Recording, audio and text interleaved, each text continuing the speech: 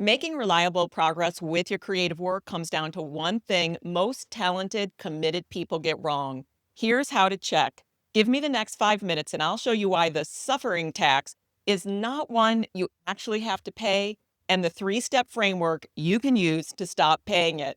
And if you want my tax-free progress playbook that includes a framework plus 5 creative work scenarios that often result in huge suffering taxes, drop tax-free below and I'll DM it to you. I'm Christine Karen, founder of Good Jelly, and I work with people who care deeply about their creative work and are unsettled it's not moving forward the way they want it to. Here's the self-check. Think about the last time you decided, today I'm gonna make serious progress on my creative work. What did that moment feel like? Just the decision before you even started working. Was it a feeling of expansiveness and possibility? Or was it a feeling of, okay, I have to really drill through this and be strict with myself? If it's the latter, that's a suffering tax about to be levied by you on yourself. And maybe you're thinking, well, that's just the way it is. I need to be professional and I have to make progress and not procrastinate.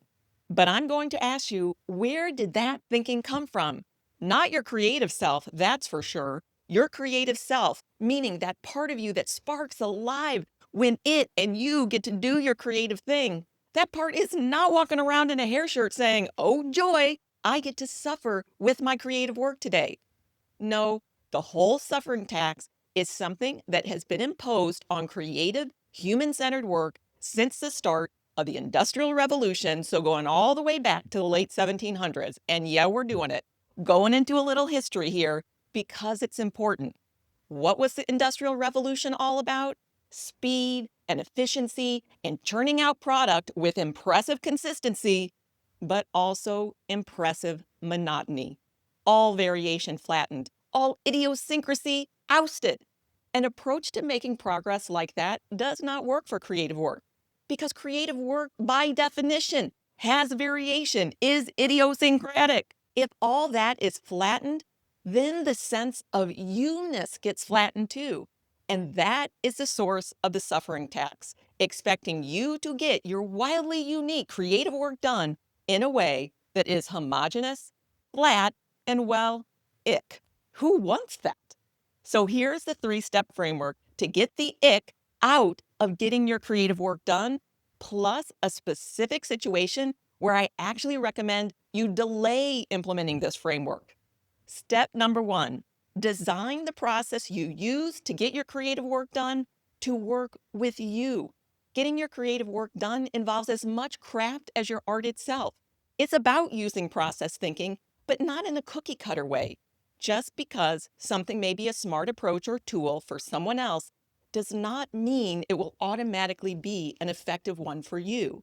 Step number 2, reclaim your full creative authority. I see too many talented people giving away their authority to a productivity system or hack or tool. That is backwards. At all times, remember, the tool or the approach works for you, not the other way around.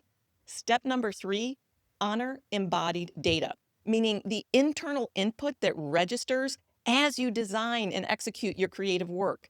Yes, at the simplest level, I'm talking about if something feels good in your system or not. The old thinking says, ignore all that.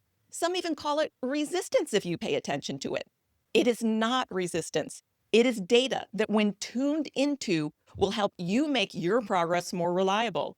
These 3 steps work because they honor creative work's true nature instead of treating it like an assembly line. And here is the promised warning. Do not start implementing this if you have an important deadline in the next 3 to 4 weeks. I tell this to potential clients. I tell them to wait to start working with me because using this framework initiates a deep reset of how you approach your creative work. That takes time and spaciousness. Having a looming deadline is not the right context for this kind of change. But if you have a longer runway, then absolutely start making these shifts that will free you from ever having to pay the suffering tax again. And remember, if you want our tax-free framework that includes everything I've talked about today, plus 5 common scenarios that almost always increase the suffering tax, drop tax-free below and I will DM that to you.